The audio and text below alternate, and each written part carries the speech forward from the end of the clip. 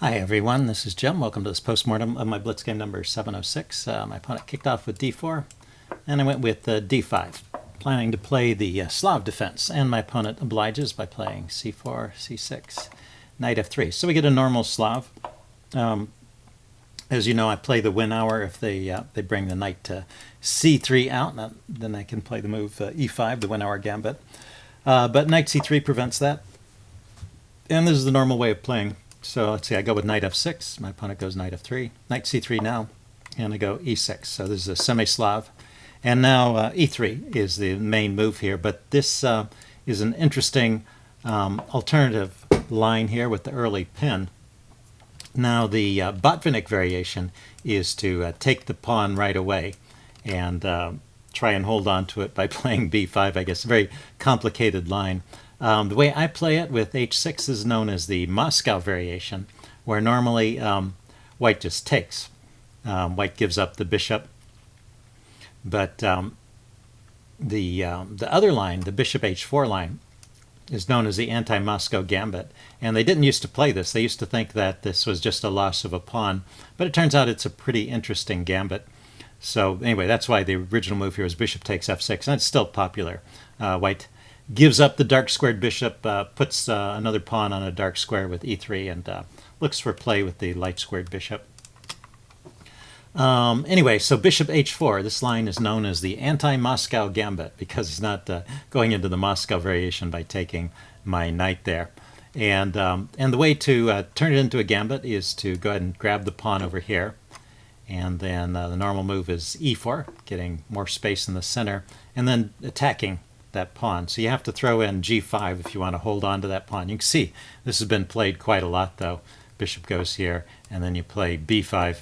And so this is the position where black is a pawn up, but he has put his pawns on b5 and g5, meaning there's basically no safe place for the king to castle. White has a couple of pawns in the center and active pieces. So anyway, good compensation for the pawn for white. So I don't like to play that way. Let's go back to the game. So I decline the anti-Moscow gambit by playing knight b to d7. Can also play bishop e7. That's fine. I play that on the next move. So I think we transpose into a normal position here.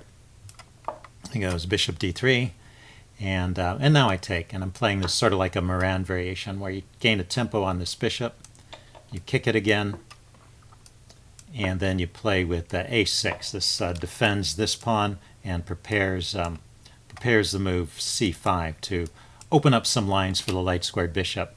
So this is all fine. We're out of the opening book at this point, but as is a good position when black has probably equalized here. Let's see, white castles. I get in c5, and he exchanges. And then he goes with bishop to c2. So I went with bishop b7. I'm not worried about the queen trade. I just want to be able to take back with the rook, so I'll have a rook on the open file if he trades queens. White avoids the queen trade. I castle. And then he plays rook a to d1, kicking my queen around. But, well, it turns out there's okay squares for the queen. So all this stays in the range of about even. So I think the opening in this game was pretty well played. We'll stay in normal in territory where both sides are about even for quite a while here. Let's see. I went rook f to d8, opposing with my f rook. I went knight to d4, blocking, so avoiding exchanges and keeping pieces on. I went with b4. I thought I might get some play against these queenside pawns, kind of mix things up a little bit. And yeah, the chess engine likes this position for black, but it's still in the range of about even. Let's see, he dropped his bishop back to b1, played my knight to d7, bringing this knight around. Not that knight, I brought this knight over. Yeah, I can't move this. It's a little awkward, I guess. I can't move this knight without giving up my bishop here, which I wasn't sure I wanted to. So if I can bring this knight around and harass his bishop, I thought that would be good. So, but he moved his bishop off that diagonal immediately. So I went with knight to d5. He traded, and I took back with the bishop. So seems like all still okay. he went queen d3 going for the mate threat, and well, I noticed, so I played g6. He went rook f to e1, putting a rook in the center, and now the chess engine gives a move knight to c5, putting the knight back where it came. Let's just show how that line might go, say with knight c5, queen d2, then I just trade queens and I'm fine. Queen goes to e2, then I actually start to get some pressure on white's position with bishop to f6. So it seems to be all good for black, but the move I played is a horrible blunder, queen to c4. So, well, here's a cool tactical quiz for you. Can you spot the tactic for white here? It's white's turn to move. Okay, pause the video if you want some time to think about it. I'm going to give the answer away now. The answer is trading queens first pulls this bishop away from the c6 square, and now knight to c6 wins a piece because it's attacking the bishop, which is undefended, and it's attacking the rook. And when the rook moves to defend the bishop, then that leaves the knight hanging. So I needed to keep a guard on that c6 square. That's really a key square in my position, and the bishop is defending it. So by playing queen to c4 and offering the queen trade, I was trying to simplify things and get rid of this mate threat here. But in fact, he could have taken advantage by trading and playing knight c6. Anyway, I played queen c4, and he played b3, kicking my queen, giving me a chance to correct my errors. So we went for this trade. I took, he took, and I went knight f6. Actually, after the trade, I have a slight edge here with the move bishop to b4. This is, yeah, maybe I could have turned this into a tactical quiz, although it's not quite as obvious a tactic, but it's kind of natural in a way. You keep making these moves, getting your pieces out with threats, right? I always tell you to develop your pieces with threats, and this bishop to b4 looks like you're putting the bishop on a good square, and you're hitting the rook. And now the rook goes to c1, say, that's one of the better squares for it. It's the best square according to the chess engine. Then you go knight to c5, bringing this piece forward with a threat, and then suddenly this rook has nowhere to go. That also defends the b3 pawn. So this actually just wins a pawn. This rook drops back, and you take the pawn. And so also because of that knight c5 threat, notice he couldn't have played rook to e1 here. That would have actually just trapped this rook.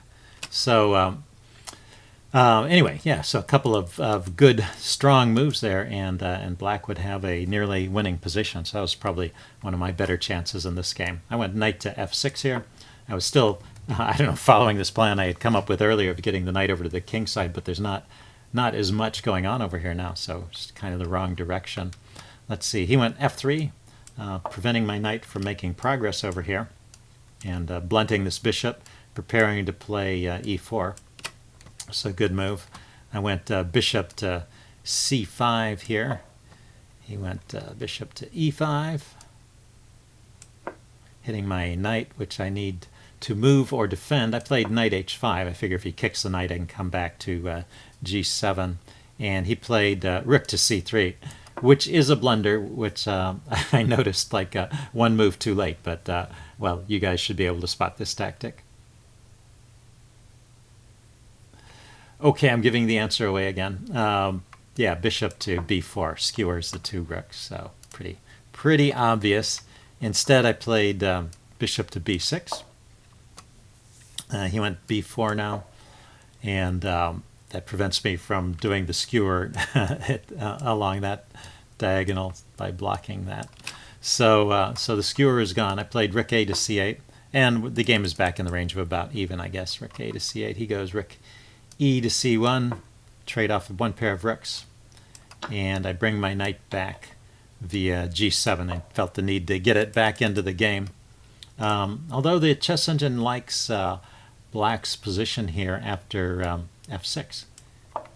And yeah, this is the other way to activate my knight. You kick the bishop back. The bishop doesn't have any squares going forward. These are all covered. So it has to go back somewhere, and then you can just trade it off. And so I've won the bishop pair advantage, and so black has the better endgame here. After knight to g7, this leads to a sequence where actually white ends up with a slightly better endgame, although still drawish. Let's see, he went bishop to d3 here, getting his bishop off the back rank, hitting my pawn. I defend it. Let's see, he goes king f1, getting his king into the game. I go bishop back to b7. I'm controlling the controlling the entry points on the c file here, so his rook can't easily get in. And I want to bring my knight into the game and avoid this fork. That's the other reason for moving that bishop away. Let's see, he brings his king in. I go knight f5 now. And he just trades it off.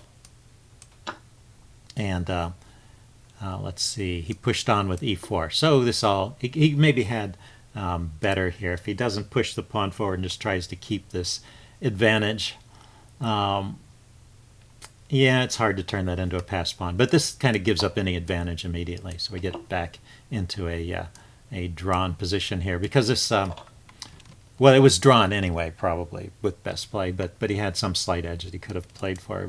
But this pawn is now a weakness, and I can bring my king into the game. And so let's just go forward a bunch of moves here, because it all stays in the range of even. This is basically just an even endgame, and we slowly take the pieces off one by one. And yeah, I did a little trick to win his bishop, and this all worked out okay. Although it did leave him with this outside passed pawn, which I had to, I had to suffer with this slightly worse pawn structure after that. But the key point here is that this should still be a draw, even though he's managed to get a pawn up. This is just a single pawn. My king is close enough, and so I should be able to hold this draw pretty easily. And the move here is rook to g6, and that would hold the draw. If his rook moves away, then my king gets in front of the pawn, and that's an easy draw. But what else is he going to do here? I mean, he can push the pawn forward, but I have the position blockaded at this point. So anyway, that would be fine, or that would be a draw. Instead, I played this move, rook f6, thinking that this was a drawn king and pawn endgame because I would get the opposition. But I was just wrong here. So it's a pretty key point here. Let's go forward. He played king g5 rather than taking right away. So I took, he takes, and I grabbed the opposition. I was losing, yeah, from that point when I played rook f6. And the reason is I get the opposition, but he moves his pawn forward, and now he has the opposition. And let's say I step over here to block the pawn, and he steps in front. And so this particular position is a win for white when white has the move. Or when I have the move, when white has the opposition. If it were white's turn to move, if I had the opposition here, this would be a draw. So this is kind of the position I was heading for. This is a draw if I have the opposition right here, but I don't. I have to move out of the way.